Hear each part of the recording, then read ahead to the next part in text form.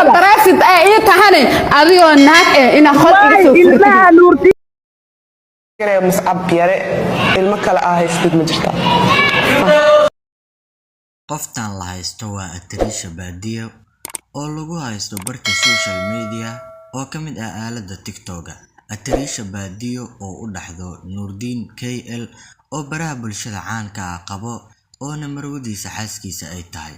ayaa lagu haystaa hadalhayn ka dhalatay baraha bulshada maadaama Amiire Qurux ay weydiisay su'aal ku aadan in Atrisha Baadiyo horay ubad in ay u dhashay. Atrisha Baadiyo oo ka jawaab si aan kula wadaago fadlan nagu soo biiro janaalka subscribe noo dhigan baleelkan u furo muuqaalkana like tallah wixii fikrad ka qabtayna qaybta commentiga noo la wadaag. Atrisha Baadiyo oo hadalhayn aad u baran baraha bulshada ee barta social media aad ay ugu hayaan dadka social media gaar ahaan isticmaalo bariyii ugu dambeysay iyo maalmahan oo idil Atrisha Baadiyo iyo guurarka ay soo martay iyo nolosheeda in lagu hadalhayo iyo ciyaalkii hore ay u soo dhashay iyo in hadda social media ay ku haysto ama Atrisha Baadiyo ay lagu la dagaalamayo dad marwooyin ah gaar ahaan Atrisha Baadiyo in la sheegay in say hore ama xaas hore ee oday hore ay isqabi jireen oo 4 ilmood ay u dhashay 4 ilmoodna ay dalkaasi Mareykanka joogaan 4 ilmood habyartooda ay soo hadal hayso haddana ay ka soo hadlayso maadaama Atrisha Baadiyo barta social media ay ku leedahay gaar ahaan aaladeeda YouTube-ka ay ku sheegtay in mar dhow ay ubadkii labaad ay u dhali doonto Nuurdiin KL maadaama ay ka soo wareegatay markii ubadkii ay dhashay inta uurka leedaan ee social dagaal oo dhankaasi dad Malaysia dumar la jooga ay ku soo qaadeen oo barta social media hawada loo soo mariyay. Atrisha Baadiyo oo mar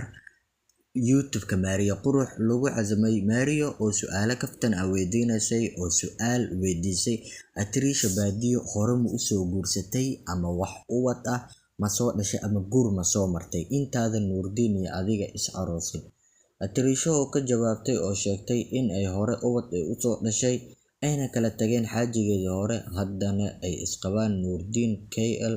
oo baraha bulshada caanka ay ubadka labaadna hadda u dhalays. Markii hadalhaynta muuqaalkaasi ay ka jawaabtay ayaa Atrisha Baadiyo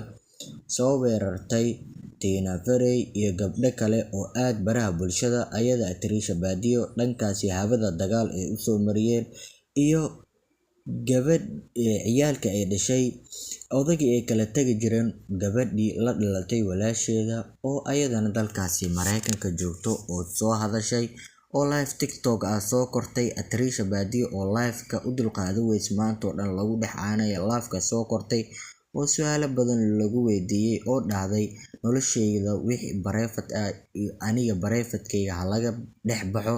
wixii bareefad aniga ayana waa shakhsi oo hadda Atrisha Baadiyo lagu haysto nolosheeda bareefadka in baraha bulshada hadda ay la dhex wareegayaan arintaasina hadda ay baraha bulshada aad iyo aad ugu dartay maadaama laba qof isqabo la isku dirayo in la kala furan lagu guda jiro. muuqaaladaas ayaan kula wadaagi doonaa soo dhawow wixii fikrad ka qabtidna qaybta commentiga noo la wadaag sidaas ma salaam garee muscab yare ilmo kale ah haystid ma jirta شاد leedahay adiga kula hadlaya Atrisha Baadiyo hadda xishood leedahay adoo oolaad haysto oo alxamdulillah maanta inta oolaadta ku faarisay inta qaris adeesid uura yeeshay aniga barafid ay tahane adigo naag ina khol iga soo ilmaha nuurti kuma sheegay naaga abaayo wax la inkiro way ka weyn ta ara iska dhaadhicisay way in Atrisha Baadiyo ilma inkirtay